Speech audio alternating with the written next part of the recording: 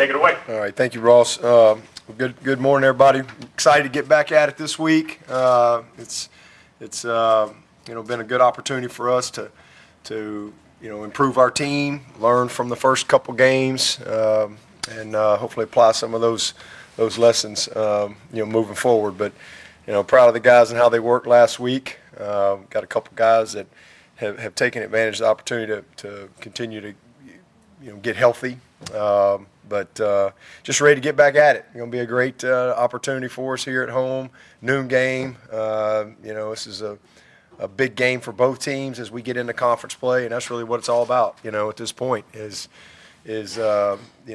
conference. We got 8 straight conference games coming up, so every week is a huge opportunity. Starting with this one, but. I know our crowd is going to show up. That was a great environment against App State, and I know they'll be eager to get back in the Valley and kick this thing off the right way. It's also Paul Journey week for us. This is a week that we take, kind of every day we have a little bit of a way to celebrate Paul Journey. We'll have a little banquet Thursday night, with some of our supporters and people who donate to Paul Journey and recognize some folks. So just a big week from that regard, and appreciate what Jeff Davis means to all of Clemson, and certainly Clemson football, and as the leader of our Paul Journey program. So a lot of young men's lives have been enriched and changed through Paul Journey initiatives, and so it's great to celebrate that, and kind of this is the week that we do that.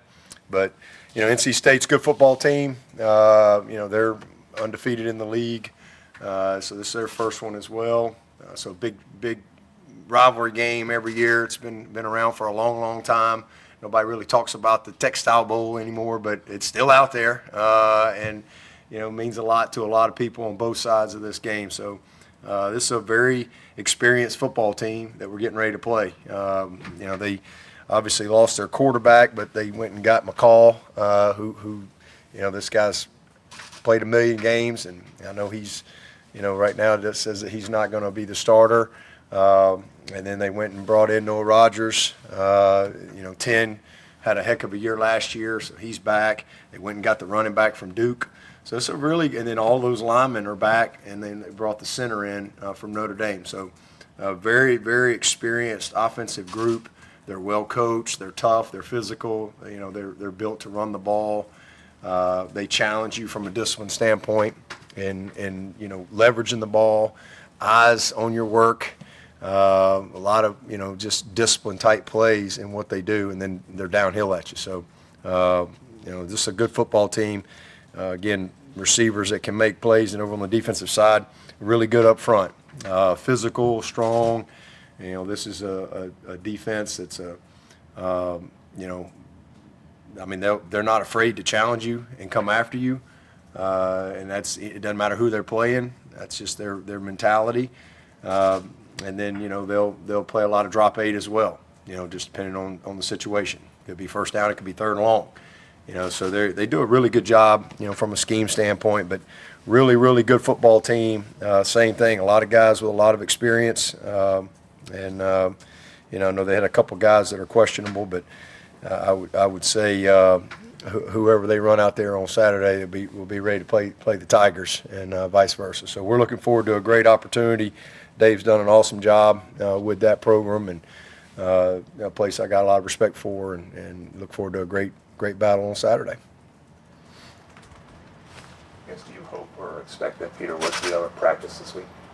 What's that? Peter Woods. Yeah, he's day to day. He's day to day. So he won't practice. He's every day that ends in Y. He's day to day. He's at practice. He hadn't missed one yet. He's out there every day, grinding and working. He stayed here all weekend, as a matter of fact, just to continue to work on his rehab. Do have some bad news, and we did lose Dietrich Pennington. I don't know if y'all had already heard that or not, but maybe y'all put that out. I don't know. Nobody knew that? Wow. I didn't know that, but yeah, he's got to have his ACL repaired. He had kind of what they call It wasn't fully torn, but I think it's one of those deals that it's not going to heal back up. So they gotta fix it. So really, I hate that for that kid. Hopefully, our plan is to get the year back so that he'll still have a couple of years, and because he really was starting to come on, and just a setback for him. But he's in a good place and mentally and knows what he's got to do. But that's another tough loss for us for sure.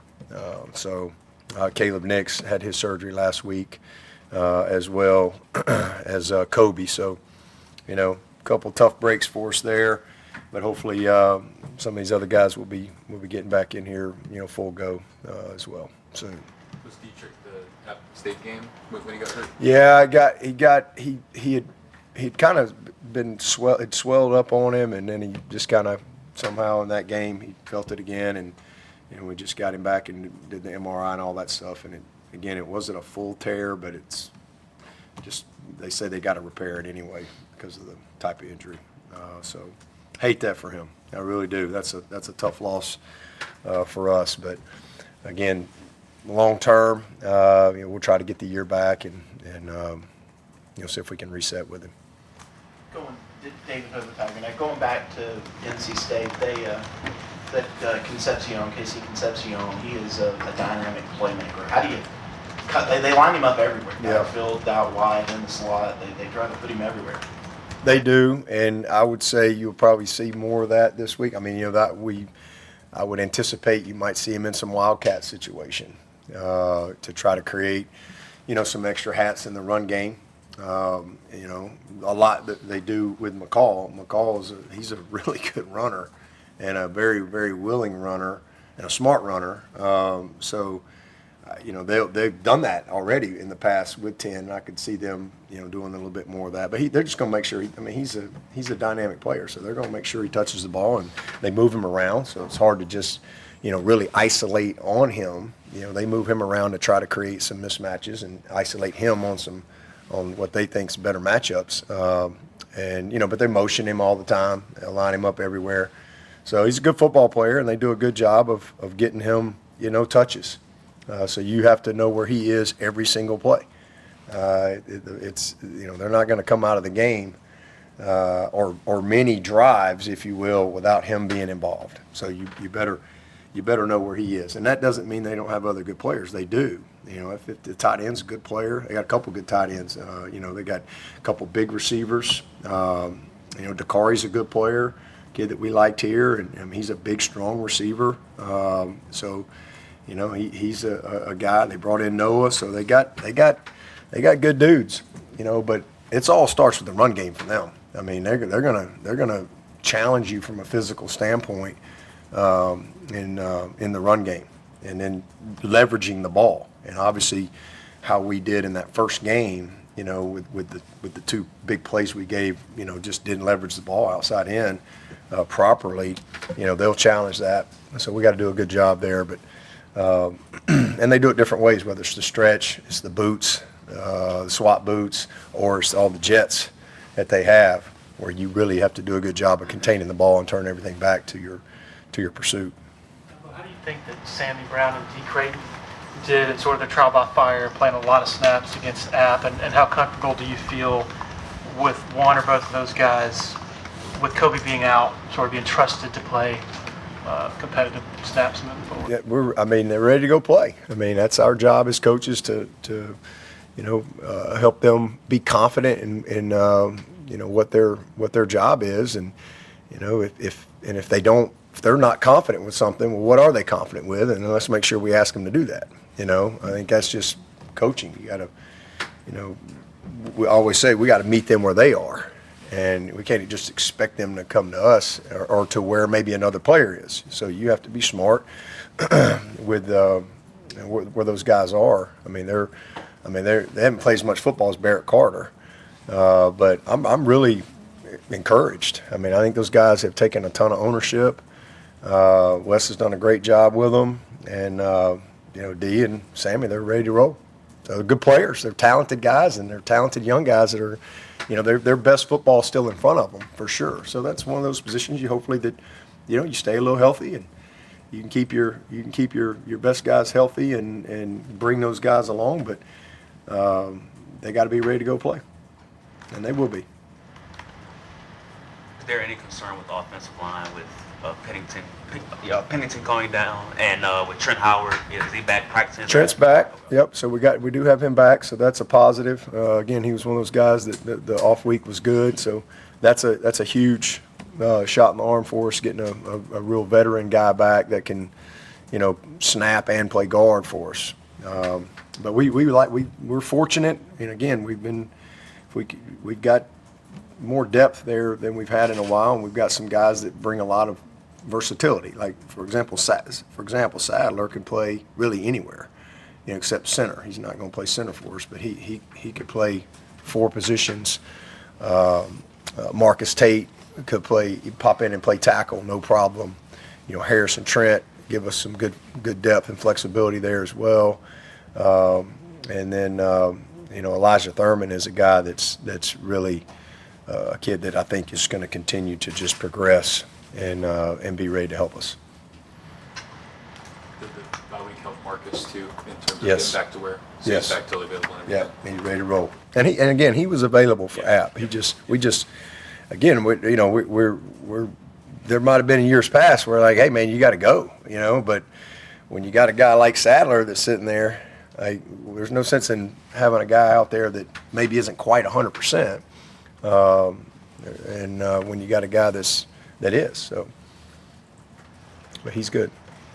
What impact has Matt Luke made on that group this year? Like, have you seen like specific improvements or differences in that unit with him as coach this year that maybe you wouldn't have seen in the past?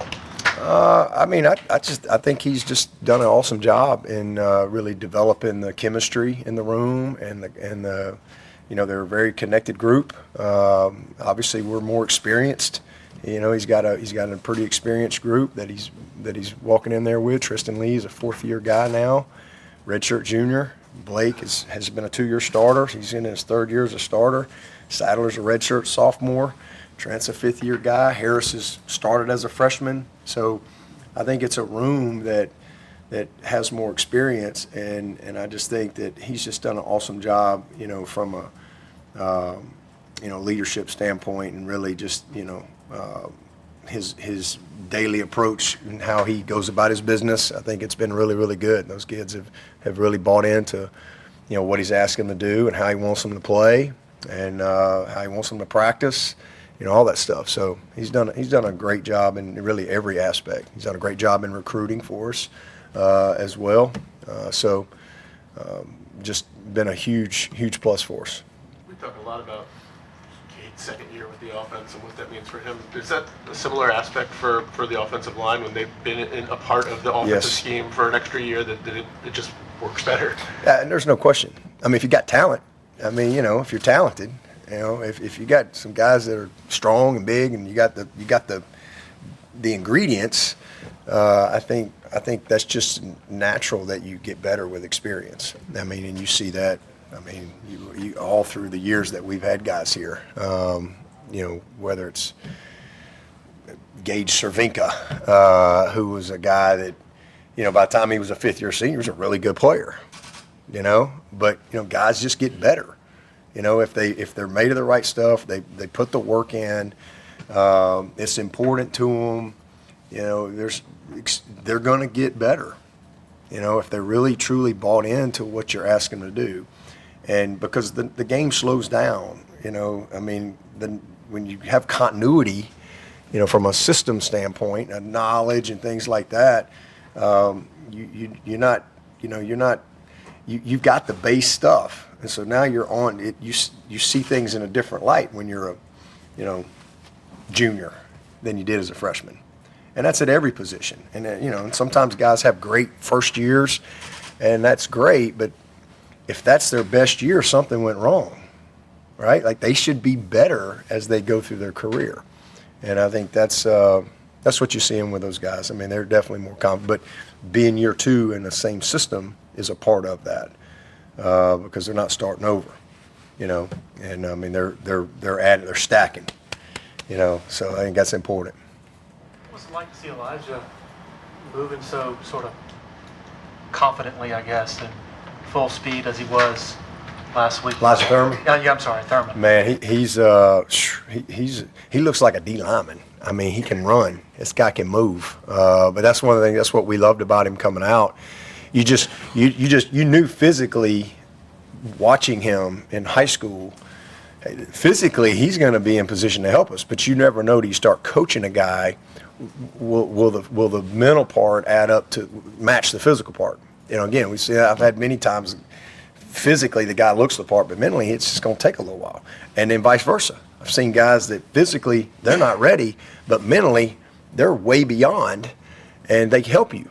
And so that's why you just never really know. You don't really make any decisions on guys until you can really start coaching kids and seeing where they are. And you don't want to, you try not to.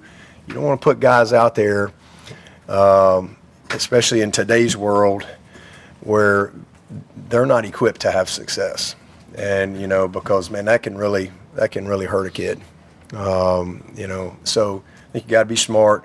But Elijah, when he got here, I mean, this kid, same thing. He can play 5 positions. That's how smart he is. He could play 5 positions. He played center in high school. We haven't really asked him to play center here yet, but I would be willing to bet he'll probably play some center before he leaves Clemson. But he's a rare kid. I mean, he really truly can be a kid that at some point could probably start in 5 different positions. He's that strong. He's that athletic. He's that smart. And so we're really, really blessed to have a kid like him. And we don't have to have him start right now. He can be a guy that we can bring along and keep developing him. But he's going to really be a good football player. I think it's very important to him. He's physical. All you got to do is watch him run. I mean, he doesn't run like many. He looks like I said. He runs a lot of times like a D lineman. He's really athletic. So he'll keep putting the work in. He's going to be a really good player. He's got all the tools, and again, just his versatility is hard to find. Talk about today's world. Brian Linthicum, he's a guy who had to wait several years to start. How do you sell that to a player, especially now with the transfer portal? They could go seek another opportunity. How rare is that to have a guy stay until he's a redshirt junior? Well, it hasn't been rare here. It is rare in college football, but I think we were 2nd or 3rd in retention last year. It's not that we don't lose some guys, but when you compare it to everything else going on, we don't have many guys leave. And I think so. It's not about selling anything. It's just about having relationships in place, making sure that you guys you continue to help create vision for guys. I think that's maybe part of it, and their opportunity, and then the value of being where they are and developing. I just think it's really important. Development is huge. You asked me about the offense, right? I mean, if you're starting over all the time, it's hard to get to that next level. It's just hard from a developmental standpoint because there's just a lot. And if you're really starting over, which a lot of guys do, it's just it can limit you a little bit because you never quite get to 103. Because you're always back at 101, because you got to get the basics down of anything before you can really advance. And football is a unique sport in that, we have a lot of things that we all call the same thing. Oh, we go, oh, that's inside zone. Oh, that's the power. Oh, that's a counter. Oh, that's a toss play. Oh, that's 4 verts. Oh, that's a stick route. But nobody calls it that. Like, you don't just go to the next school and say, all right, we're going to run the power. And everybody's on the same, but everybody's got their own terminology, their own languages, their own systems, and that takes a while. It's not easy. It's not easy. It's really way more complicated than what people know. So when you're, so the development of that is important. I always say it's like math. You got to learn how to add, subtract, long division, multiply, right? And then you can't just go to calculus. I mean, you're not going to be very successful. You're just not. You've got to build the foundation. from a long-term standpoint. So I think that's definitely, important. On that same note, you guys might